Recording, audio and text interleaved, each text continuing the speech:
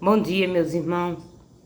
Voltei para fazer as 100 perguntas e respostas sobre a Bíblia. Eu estou no número 62.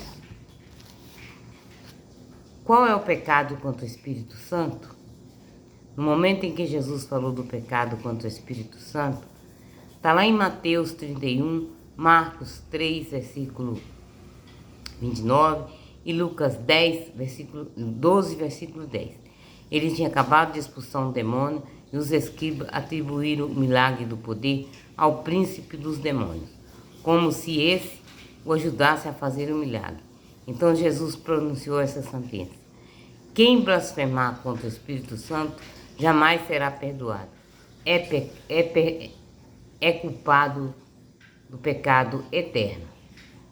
Comentando essa passagem, diz a Bíblia de Jerusalém: atribuir ao demônio o que é obra do Espírito Santo, é subtrair-se à luz da graça divina e ao perdão dela da salvação.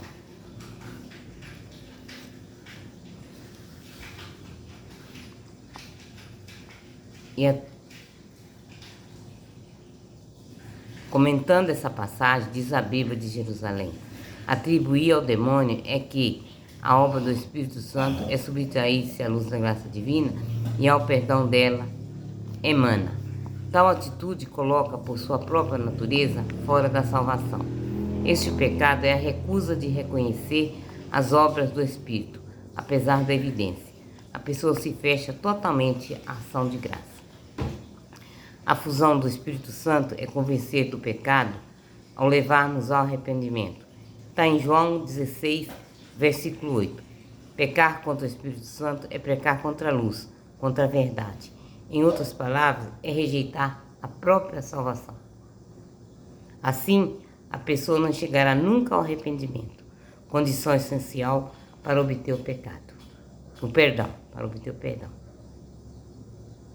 Se você não tiver arrependimento, como é que você vai ter perdão? O Catecismo da Igreja Católica diz a esse respeito: a misericórdia de Deus não tem limites, mas quem se recusa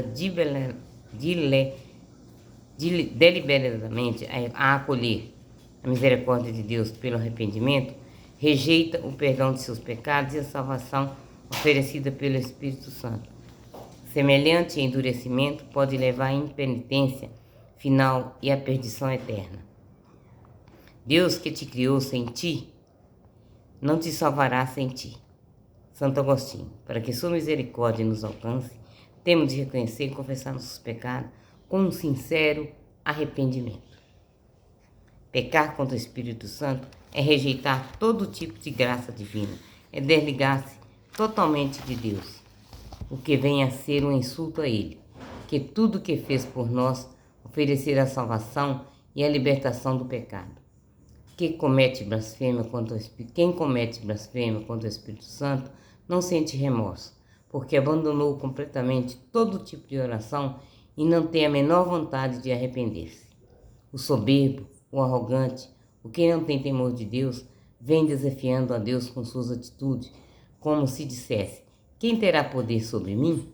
Pequei e que de mal me aconteceu. Está no Eclesiástico 5, versículo 3. Sua vida de pecado não o incomoda, por isso ele vai ficando obstinado do mal e caminha para a impenitência. Seu coração fica endurecido e insensível diante das ofensas que comete contra Deus. Mas quem manterá sua união com Deus pela oração e continua suplicando a misericórdia do Pai, por ter a certeza de não ter pecado contra o Espírito Santo. 63. O que Jesus quis dizer em Lucas 12, versículo 53, ficarão divididos. O que Jesus quis dizer em Lucas 12, 53? Ficarão divididos pai contra filho? Jesus diz: pensai por acaso que vim trazer paz à terra? Não, eu vos digo, mas a divisão. Divide-se-ão pai contra filho e filho contra pai. Coisa semelhante lemos em Mateus 10, 34. No tempo de Jesus havia dois partidos que pregaram a violência contra os romanos: os sicários e os zelotas. mas esses textos não se referem a uma revolução armada ou guerrilha. O seu significado é que a mensagem do Evangelho requer uma tomada de decisão e mudança de vida. Esta mudança causa uma reação por parte de outras pessoas. Por causa disso, surgem divisões na família, no trabalho, na escola e em todas as áreas do viver, que são designadas pelo Mestre como a espada. A decisão do Evangelho, automaticamente, é uma ruptura dos padrões ditados pelo mundo, que é o sistema governado pelo mal. É assim que o julgamento é feito. Deus manda a luz ao mundo, mas as pessoas preferiram a escuridão, porque fazem o que é mal. Os cristãos, por natureza, amam a paz e os bons relacionamentos, mas porque não se enquadraram na ideologia do mundo, recebem a inimizade de pessoas que rejeitam os princípios da luz. Estamos acostumados a pensar que Jesus traz a paz, e não sem razão, porque Ele é o príncipe da paz, que nos dá a sua paz, e que diz que todos os que pegam sua espada perecerão pela espada. Porém, nesse texto diz que veio trazer a espada e não a paz, e para dividir a família. O motivo é que aqui Jesus está falando não da finalidade de sua vinda, mas do resultado de sua vinda.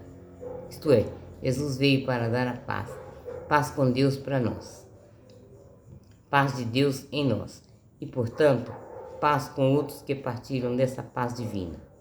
Mas, como Jesus foi e é rejeitado por muitos, essa paz que se pode receber não quer dizer uma vida tranquila, quer dizer ao contrário, oposição semelhante à oposição manifestada contra ele. Oposição contra ele. Recebemos a paz de Deus e fazemos as pazes com os outros, mas recebemos uma rejeição, a divisão da parte daqueles que não aceitam essa paz. Dessa forma, a Bíblia de Jerusalém explica em comentário que, embora Jesus não queira discórdias, as provoca necessariamente em virtude das escolhas que exigem. Palavra do Senhor. Glória a vós. Meus irmãos, eu li até o 63.